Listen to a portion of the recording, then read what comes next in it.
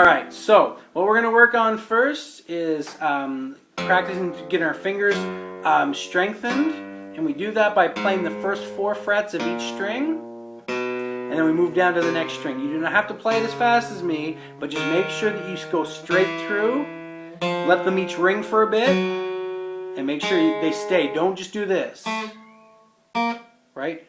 We don't want to do that. We want to make sure they ring straight through.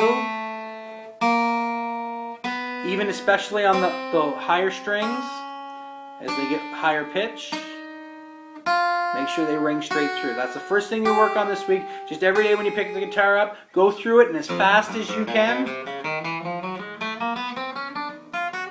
go through those. That's our first thing we're working on this week. The next thing we're working on as we go through is to make sure, just remember the basic principles of notes, and that as we play higher, the pitch gets higher. Again, as we bring our fingers up, the pitch gets higher. So as you're listening to music, listen to how high or how low the pitch is, play a note, and then maybe you can see compared to what they're playing if yours is higher or lower. It's just something to be thinking about.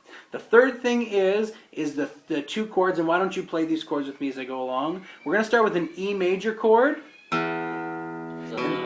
Yeah, at the top, exactly. Your first finger up a string, I think, and that'll, yeah. So the first chord should sound like this. So when you play through, make sure all those are good.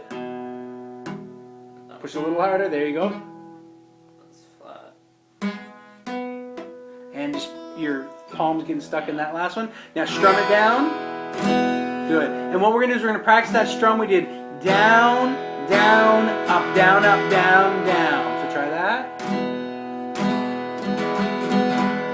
Good. Then we're going to switch to the A2, by bringing our fingers down a string each, except for your index. Remember, that little X that I put on the paper, that shows that your finger doesn't move and you don't actually need it. It just holds place till you go back to the other chord. Then we do the same thing. Use our thumb and we go down, down, up, down, down. That's okay, yeah. Perfect. And that's what we're going to work on this week. You know how to read the sheet now. Remember that the little circles tell you what finger you're supposed to put on. So if they say a 3 in it, you're going to use your 3rd finger, your ring finger. If they say a 4, it's your pinky. First, your index finger. Second, your middle. And then the last thing it tells you, if there's an X on it, it means you don't play that string. And if there's an O, it means you play that string open. So that's everything you need on the sheet and to practice for this week.